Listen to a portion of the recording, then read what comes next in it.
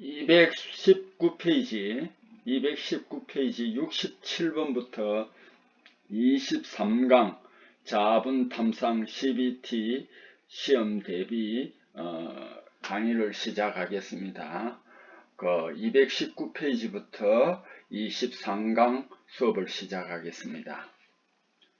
67번 철강 재료 자분 탐상 시험 및 자분 모양 분류에 따라 보기와 같은 지시가 나타났다. 이 지시에 대한 적합한 평가에 해당하는 것은 보기. 동일 직선상의 길이가 10mm와 30mm인 두 개의 선상결함인 선형 지시가 10mm 간격으로 존재한다. 이것은 두 개 사이의 간격이 2mm 이상이기 때문에 독립한 두 개의 지시 길이입니다. 그래서 각각 10mm와 30mm 두 가지가 되겠습니다. 68번 철강 재료 자분 탐상 시험 및 자분 모양의 분류에 규정된 전류 지시에 의한 의사 모양을 재시험하는 방법인 것은 전류 지시에 의한 그 의사결함은요, 전류를 작게 하여 잔류법으로 재시험하면 사라집니다. 자, 69번 철강 재료 자분 탐상 시험 및 자분 모양 분류에서 표준 시험편이 있습니다. 표준 시험편은 비교를 하는 대비 시험편이라고도 한다고 그랬죠. 표준 시험편의 명칭 표시에 A2 64선 100 이렇게 표시되어 있습니다. 이것에 대한 적합한 설명은 뭐냐 하면 A는 인공 흠모양이다. A는 알루미늄 시험편이라는 뜻이요. 2는 A2 시험편이라는 뜻이에요. 60은 인공흠의 지름이 아니고 두께를 말합니다. 100은요 판 두께를 나타냅니다. 그래서 60과 100은 단위가 마이크로미터입니다. 60은 인공흠의 깊이를 말하고 100은 판 두께를 나타냅니다. 자, 70번 철강 재료 자분 탐상 시험법 및 자분 모양의 분류에 의한 자화 방법과 그 부호가 틀린 것은 이렇게 이제 묻고 있습니다. 자, 축통전법은 EA가 맞습니다. 전기에 의해서 하기 때문에 E이고요. A는 축이라는 뜻입니다. XR. 그래서 EA가 맞아요. 전류관통법은 B이고 극관법은 M. 다 맞는데 코일법은 P가 아니고 C입니다. P는 프로드법입니다.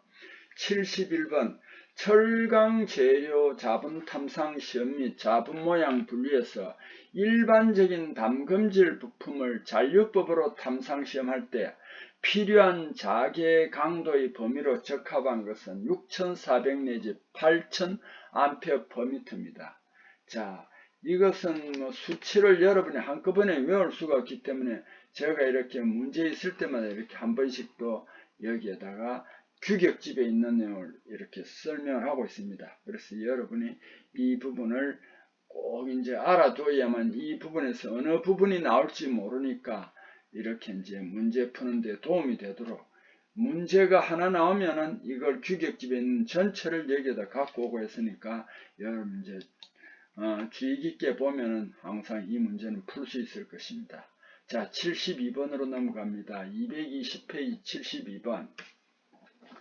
항공우주용 자분 탐상 검사에는 검사 결과 기록하도록 규정하고 있으며 기록된 모든 결과는 식별 분류하여 발주자가 이용할 수 있게 해야 하며 별도로 지정하지 않을 때 그 기록은 2년간 보존을 해야 됩니다. 2년입니다.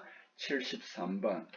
이제 일반적으로 금속은 응고할 때 수축하나 반대로 팽창하는 금속인 것은 이 부분이 보니까요, 그 문제에 뭐 오타인 것 같더라고요.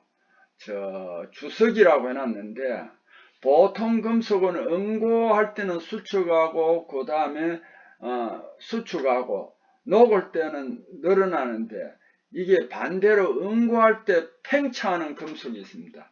그게 뭐냐 이러는데 그게 주석이라고 하는데 주석이 아니고 비스무스입니다. 그래서 제가 수정한 거 해놨습니다. 여러분도 그 책에 이것을 수정 좀 해주시기를 부탁드립니다. 자, 74번 철강 재료 자분 탐상 시험 방법 및 자분 모양 분류에서 모양 및 집중성에 따라 자분 모양을 분류한 것으로 적합한 것은 모양 및 집중성에 따라 자분 모양을 분류한 것으로 균열에 의한 자분 모양 제일 많습니다. 독립결합 요소가 많습니다.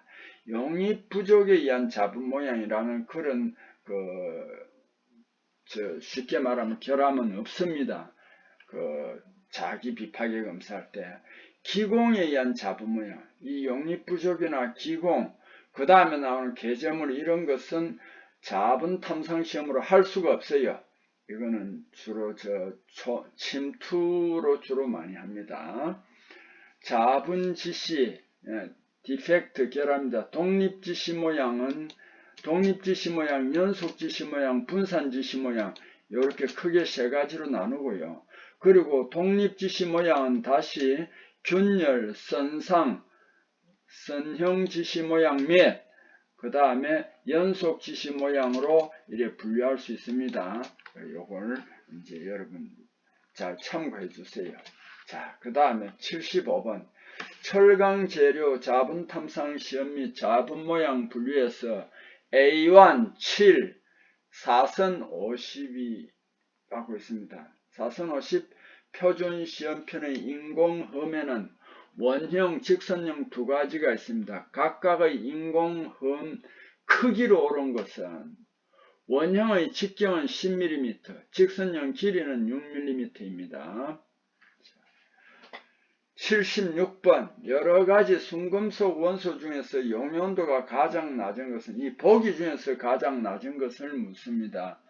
리튬이 180도로서 가장 낮죠. 이 리튬은 요즘 최근 각광받는 것이 뭡니까? 2차 전지의 주 재료가 리튬이죠.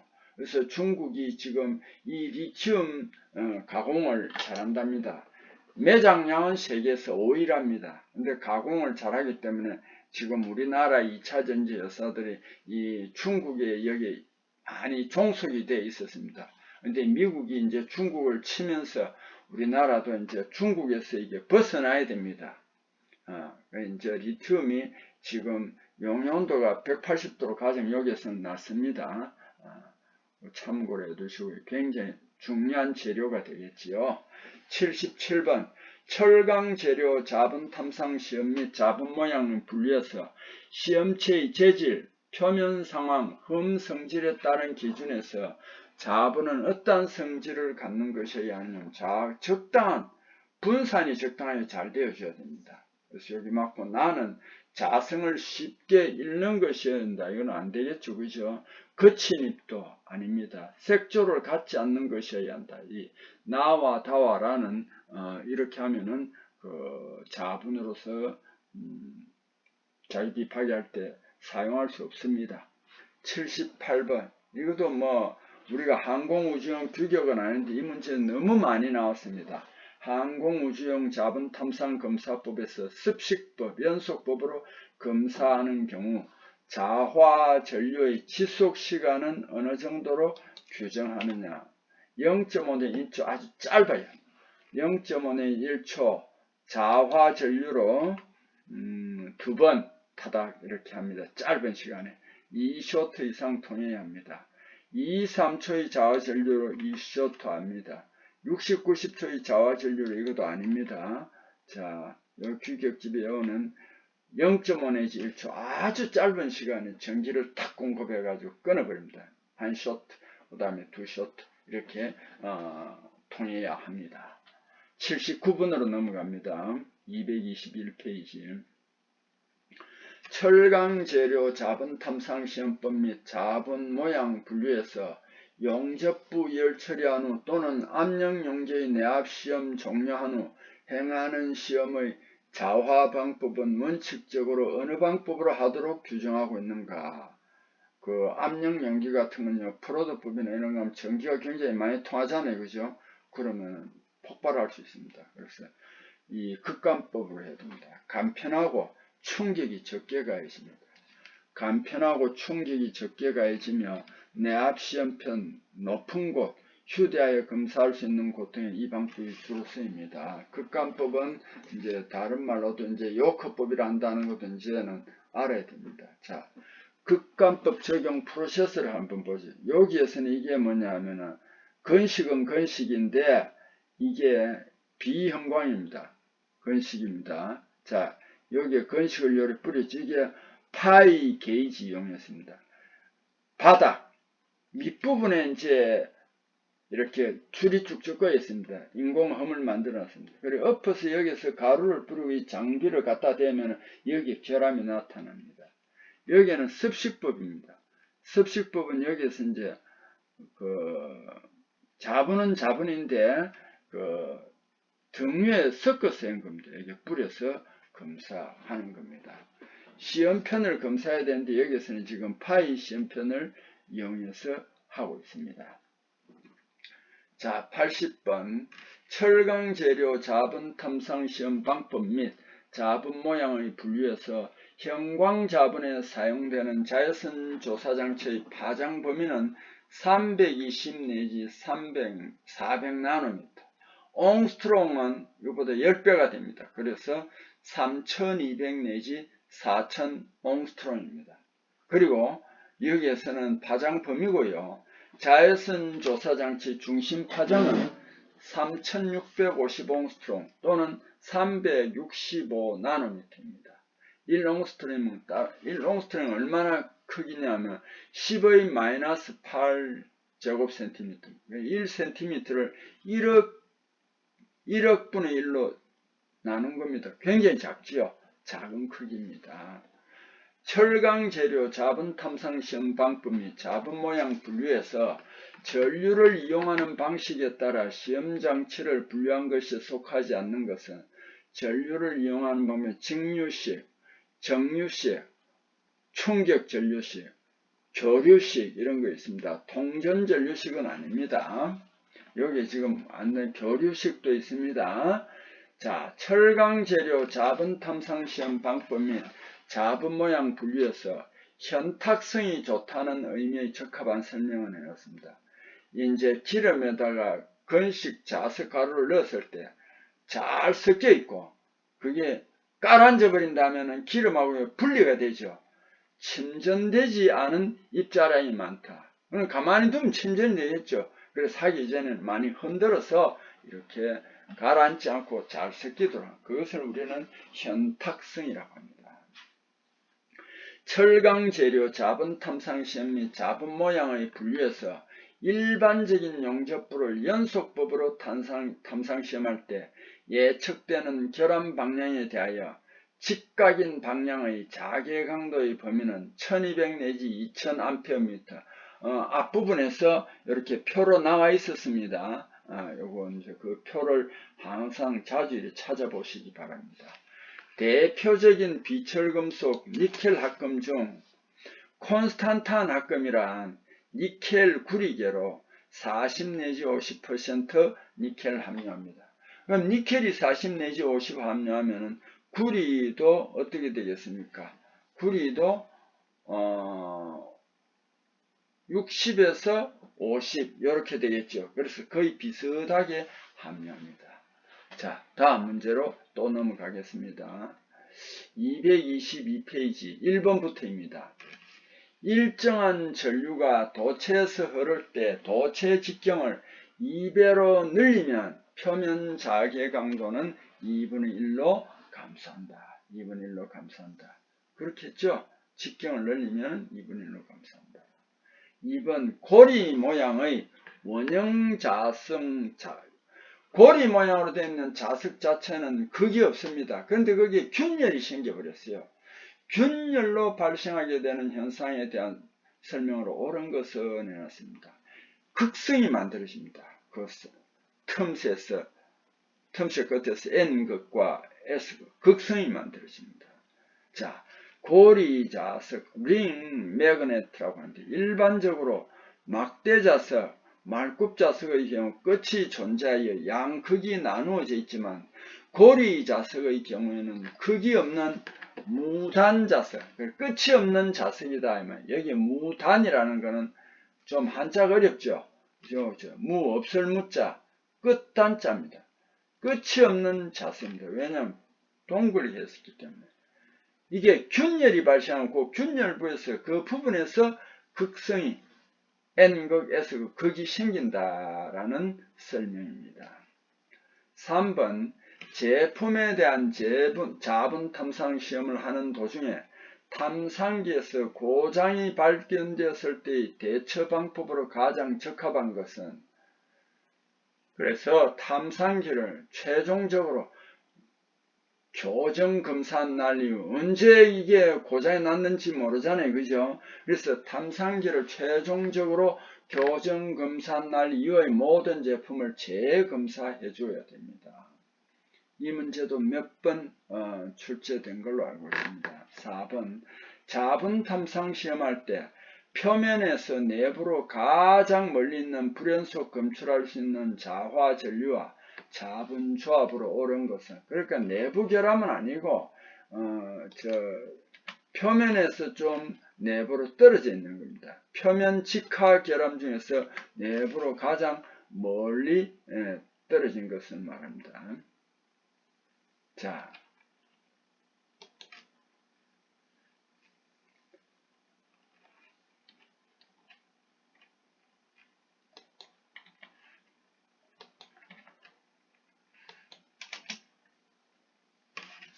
그래 보면은 직류가, 아무래도 직류가 좀 내부에 그 자장을 쉽게 흘릴 수 있습니다. 그 다음에 여기에는 근식자분, 그래서 표면보다 표면에서 조금 떨어진 내부 결함 찾는 데는 직류하고 근식자분입니다. 직류하고 근식자분입니다. 자, 그 다음에 5번 비파괴 누설 검사 LT라고 그러지요. 리키지 테스트. 비파괴 누설 검사에 대한 다음 설명 중 부적합한 것은, 기체 누설 시험할 때 쓰이는 기체는 건조하고 깨끗한 공기 사용한다. 그 정확한 그 설명이죠. 기체 누설 시험할 때 쓰이는 기체는 독성 없는 거 사용한다. 이것도 정확한 설명입니다. 수압 시험할 때 물로서 시험을 많이 하는데, 수압 시험할 때 시험하는 용기 내부에 공기가 있는지 없는지를 확인한다. 이것도 전제 조건이 되겠습니다. 내압 시험에 필요한 유체 온도는 취성 파괴 일어날 수 있는 온도 이해해야 한다. 이거는 뭐 내가 공부를 안 했다 하더라도 이 부분은, 이 문제를 이렇게 하면 여러분이 잘 읽어보면 풀 수 있겠죠. 자, 6번 직경 5cm, 길이 30cm인 강봉을 원형 자화로 자분 탐상 시험할 때 가장 적합한 자화 전류는, 이게 이제 통전법인다. 강봉일 때. 그래서 직경이 5인치 이하잖아요. 그죠? 5cm라는 건 약 한 2인치 정도 됩니다. 그래서 여기에다가 이럴 땐 700하고 900을 곱해줍니다. 2714, 1400, 270, 2918, 1800. 1400하고 1800 사이에 해당하는 것이 1600A가 되겠습니다. 자, 다음 문제로 또 넘어가겠습니다. 223페이지네요. 직경 40mm, 길이 100mm인 봉을 코일법으로 검사할 때 필요한 자화 전류를 구하고, 사용 장비의 최대 전류가 4000A일 때 검사법에 감아야 할 코일 권수를 구하라는 거예요. 항상형 코일법에는 우리 뭐를 구했냐면 직경분의 길이로 나누어 봐야 됩니다. 그래서 여기에 40분의 100 하니까 얼마가 되냐면 25죠. 2.5죠. 그죠? 이것은 어디에 해당하느냐면 D분의 1이 2와 4 사이에 속합니다. 이럴 때는 이 공식이 AT로 항상 합니다. D분의 L분의 45,000입니다. 그래서 40분의 100분의 45,000 하니까 이걸 이제 40분의 100으로 나누니까 18,000A예요. 근데 AT니까 T를 묻고 있어요. A는 얼마라고? 4,000이라고 그랬잖아요. 4,000이 다시 넘어가서 이거 왜 이렇게 있지? 18,000을 나눠야 되는데 여기 지금 좀 잘못되었네. 그죠? 18,500으로 되어 있네요. 이게 잘못되었습니다. 자, 그래서 요거는 이제 요 수정을 해야 되겠네요.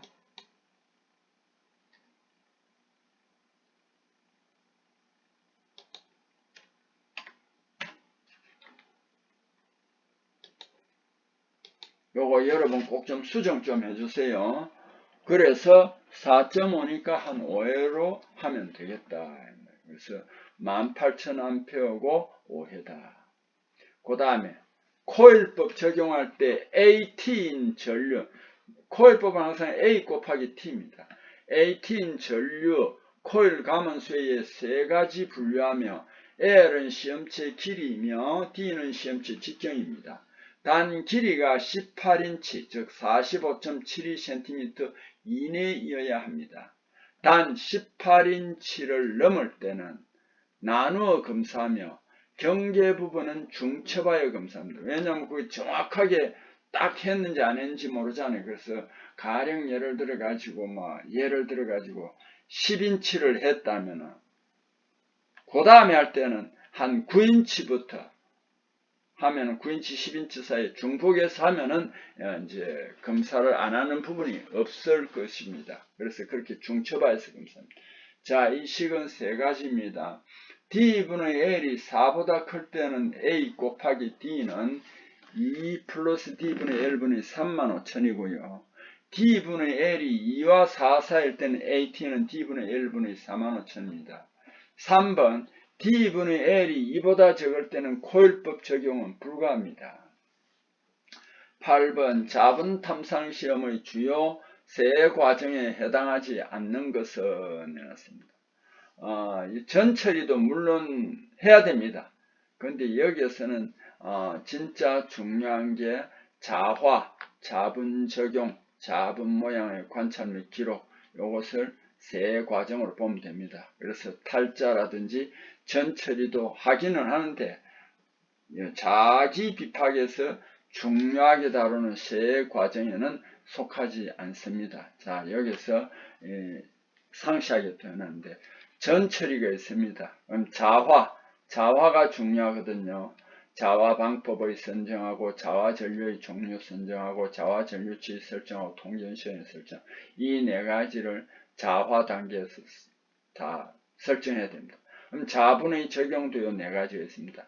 자분의 종류를 선정하고 건식법과 습식법의 선별을 하고 검사액의 농도, 이거는 습식법일 때 그렇습니다. 연속법과 잔류법의 선별, 이걸 해줘야 됩니다.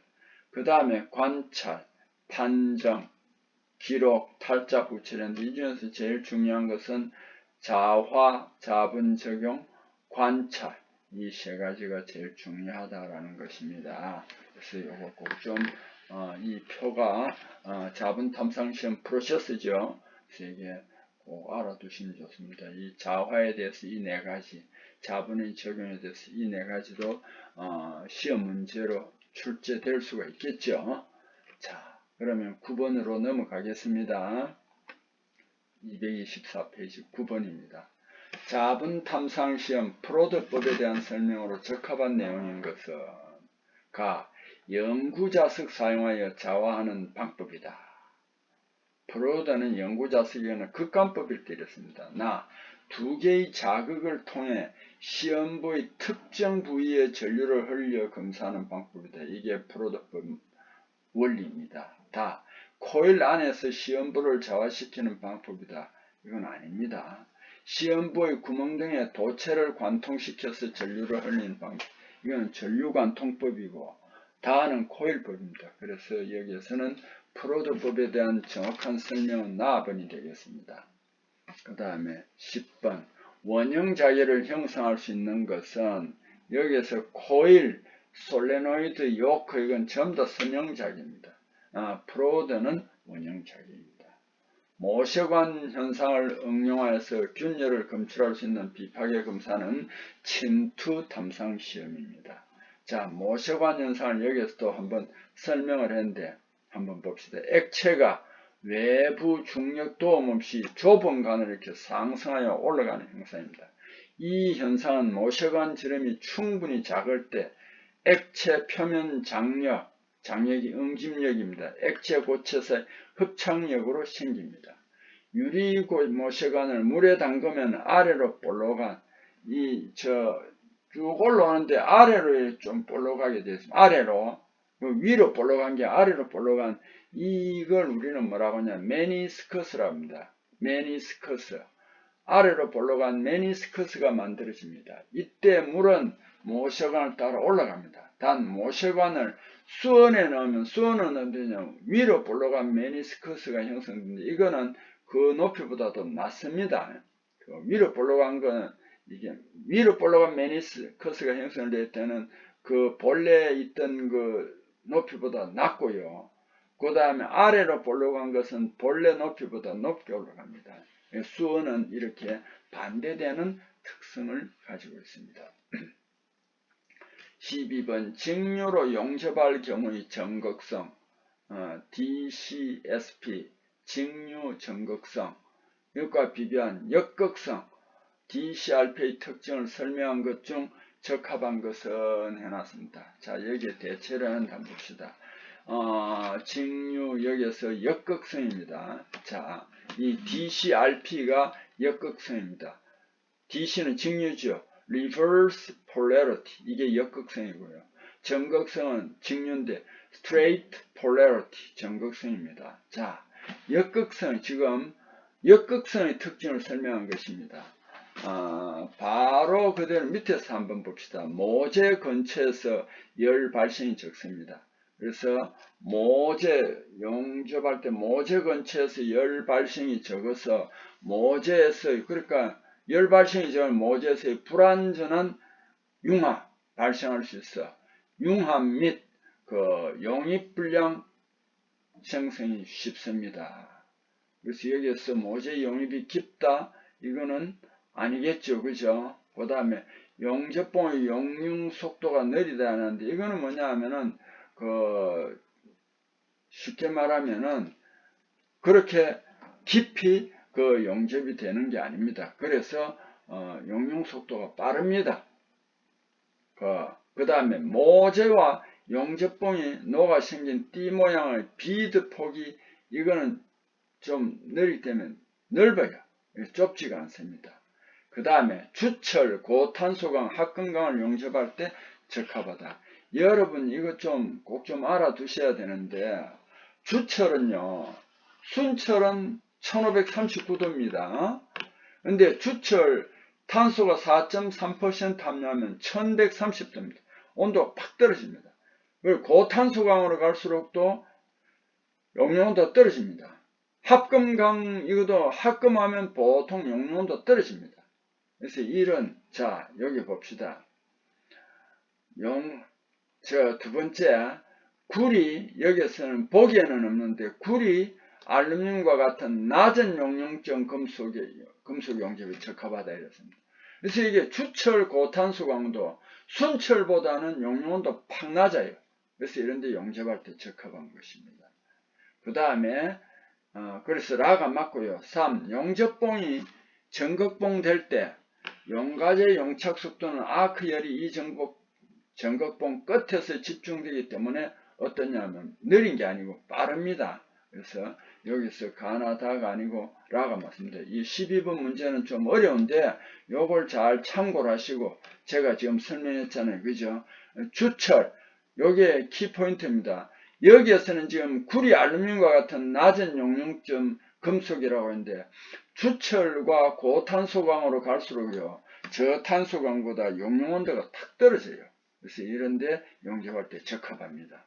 그래서 이 12번 같은 경우는 상당히 중요합니다. 이것도 가끔 나오더라고요. 그러니까 요 부분 밑에 DCRP 여기 설명해 놨잖아요. 그죠? DCRP에 설명해 놨으니까 이 부분을 반드시 한 번씩 읽어 보시고 참고를 하시면 좋겠습니다. 자, 두께 6mm 강판을 AW300 조류아크 용접기로 지름 3.2mm 용접봉을 사용하여서 용접전류 100A로 맞대기 용접했을 때의 허용 사용률은 단 전격 사용률은 보통 40%가 맞아요. 왜냐면 아크 용접을 할 때 4분 하면 6분 쉬니까 40%입니다. 자, 허용 사용률 산출값 실제 용접 전류 제곱분의 전격 2차 전류 용접 제곱 곱하기 전격 사용률입니다. 실제는 얼마였습니까? 100이죠. 100의 제곱. 전격은 여기 300이죠. 300의 제곱. 그 다음에 전격 사용률은 40이죠. 여기에도 40이라고 하는 것보다는 요건 이제 뭐 요래도 관계는 없는데요. 계산할 때 0.4로 하는 게 맞습니다.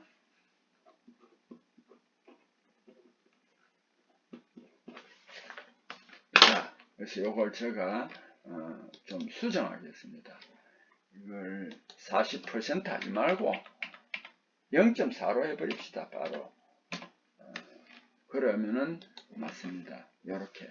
자, 60% 구리, 40% 아연으로 이루어진 합금으로 조직은 알파 플러스 베타이며 인장 강도는 높으나 전연성이 비교적 낮고 열교환기, 열간 단조품, 볼트, 너트 등에 사용되는 합금에 속하는 것은 문자 메탈이라고 했습니다. 육사 메탈. 이건 탈아연 부식이 일어난다는 것도 제가 설명했습니다. 여러분, 요것도 꼭 좀 알아두십시오. 탈아연 부식을 조금 염두에 둬야 됩니다. 지금 굉장히 반복을 많이 했습니다. 자, 이것은 탈아연 부식을 염두에 둬야 된다. 자, 이렇게 알아두십시오. 자, 이번 시간 또한 시간이 훌쩍 다 지났네요. 여러분 정말 수고했습니다.